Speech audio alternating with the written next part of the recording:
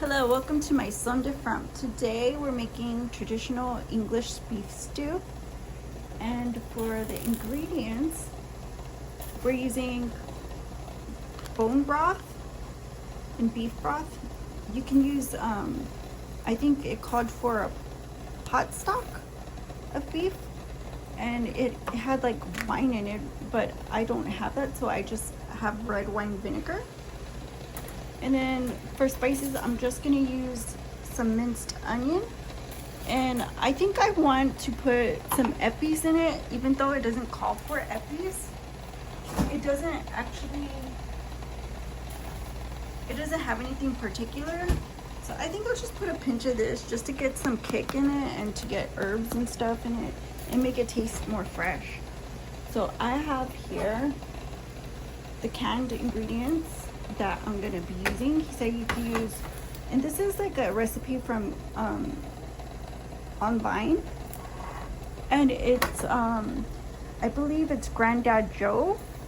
So you can find that recipe on both the TikTok and the YouTube pages. But these are the canned ingredients that I found: asparagus, whole carrots, whole new potatoes. So these are whole potatoes, but they're like baby potatoes, right? And these are baby carrots, though they're whole, and these are whole asparagus, and they're also small. And then for the beef, I found beef and vegetable plant-based soup, and I got 2 of them, and it's meat and country vegetables, so you can see it has similar ingredients. It's not going to throw us off, but you can get like something like this that's not going to throw you off with meaty base, and just add the other ones. So what I want to do first is get the base done, and for that we will add this bone broth, and this one was like a single, so it was like $1. Like everything was so super affordable, and I was super excited to make this purchase because, like, you know, this is stuff that people usually have in their pantry. So it's just 2 different stocks or bases, beef base. And so I got the bone broth because I felt like that one was very hearty, and I wanted it to be on point. Because like if you get a stock pot, like those are awesome. Like I believe those have natural fats in them. So that's why I think that one is like choice base. But this is herb ox beef bouillon, and this bouillon is it says real herbs, real flavor, and it's got, let's see, salt, sugar, soy protein, beef fat, spice, dehydrated cooked beef stock, dried beef stock. It does have yeast in it. Okay, and then we're gonna put one in here.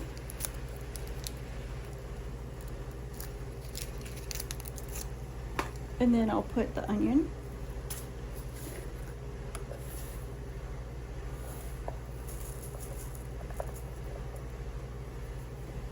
That's a lot of onion.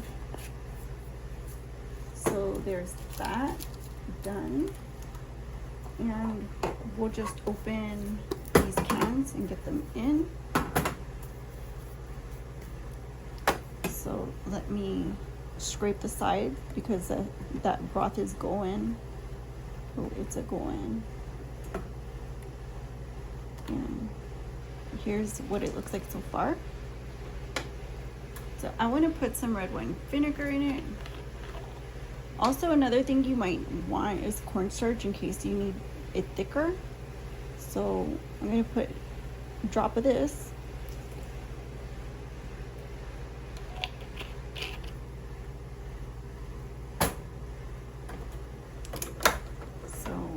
since I'm using soup, you might not need it because depending on what soup you use, it might have thickener in it and it might thicken up regardless. That's something that you probably need to think about. If it thickens, what the water that you put inside of it, you probably don't need as much cornstarch, or you probably don't need to add cornstarch depending on the soup that you use. And I'm hopeful that this one I don't need to use cornstarch, but we'll see, because I haven't, you know, this is my first time making this soup.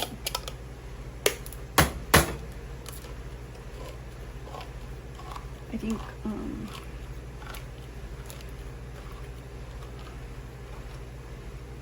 just gonna put these in. Let's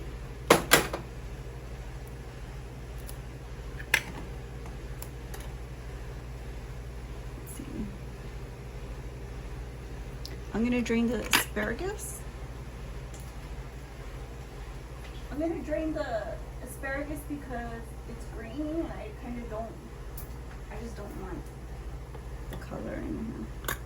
But I mean, I left some. So there's the asparagus. And this is kind of a lot of water. Let me just drain both of them as much as possible. That way we don't have too much water. Just makes it a lot more efficient. And that way I won't have to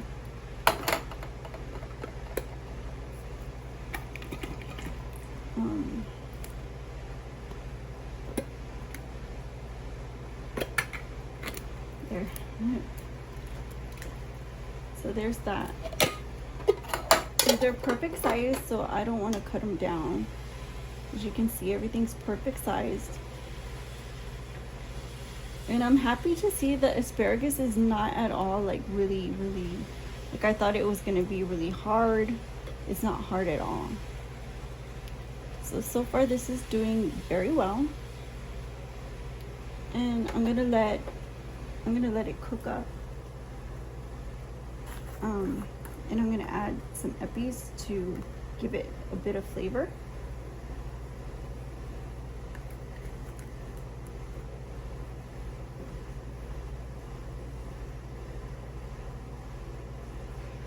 And that looks good. Not too much.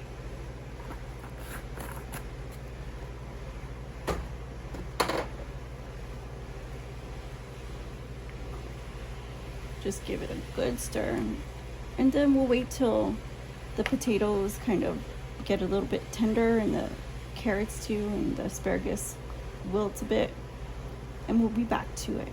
So I'm gonna cook it uncovered, that way a lot of the water kind of just, you know, evaporates. And we'll be back. Okay guys, welcome back. So as you can see, everything is right. The asparagus is super wilted. The everything is warm through and nice and tender. And so we have next to put in the soup, in which case it's tomato based, and according to recipe we don't have tomatoes in it, so I'm not sure if you guys would dump the water at this point. I feel like maybe I should like get a bowl and pour water in there.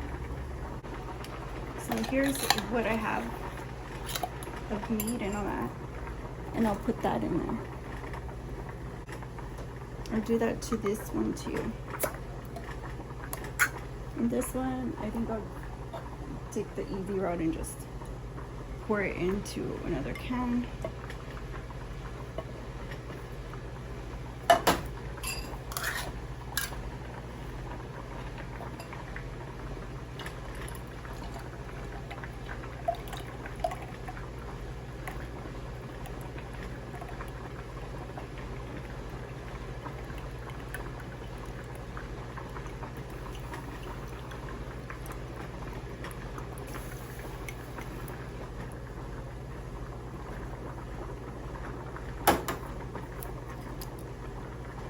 And at this point, I can just throw the meat in like this. So that looks good. And I'm gonna stir this.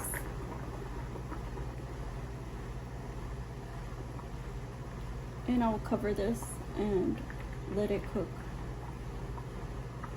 and get all the flavor incorporated.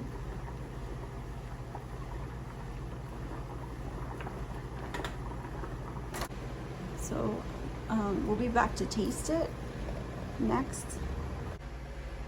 Oh my gosh, welcome back, guys. I've never been so excited in my life. I just rinsed out that bowl so fast. It would make your head spin. Here I have these are crackers.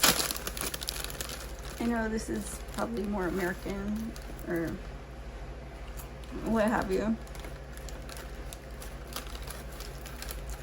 I'm just gonna get a few and put it on a paper towel and taste this. So here's what I have.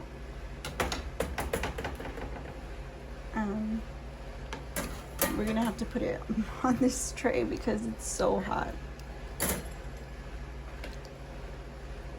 So let's get some veggies, some meat, and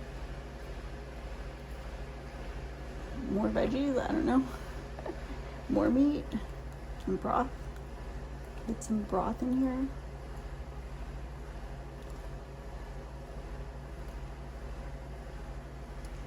So I'm excited to taste this.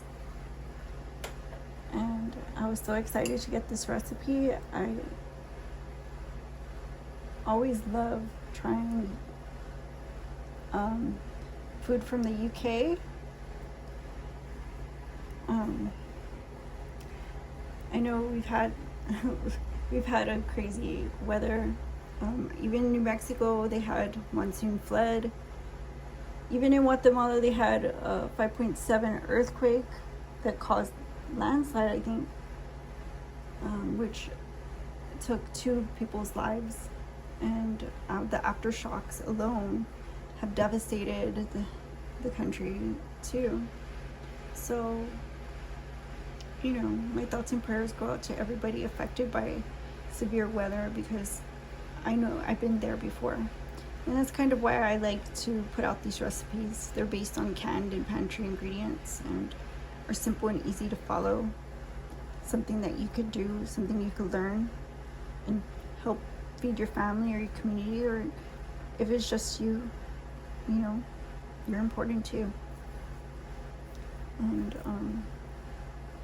you're you're an important member of the community, and I wish you all well and success. But if you like this video, give it a like, comment, share, subscribe. And guys, I'm gonna taste this right now.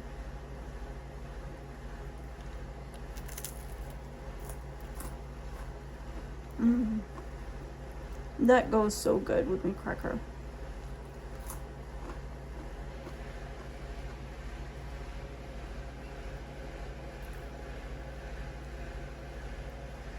Let's cut the potato.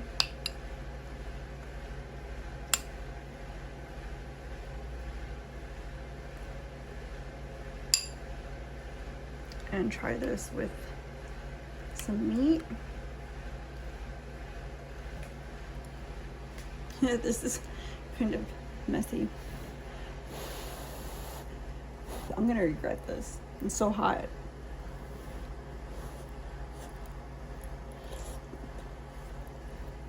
Ooh. Oh, that is so good.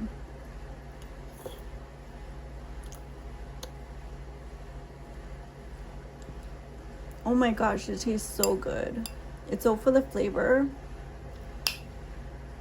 I love it. I absolutely love it. I know this isn't real meat, but you know, I'm kind of like still technically vegan. I don't know when you stop being vegan. But this is really, really good.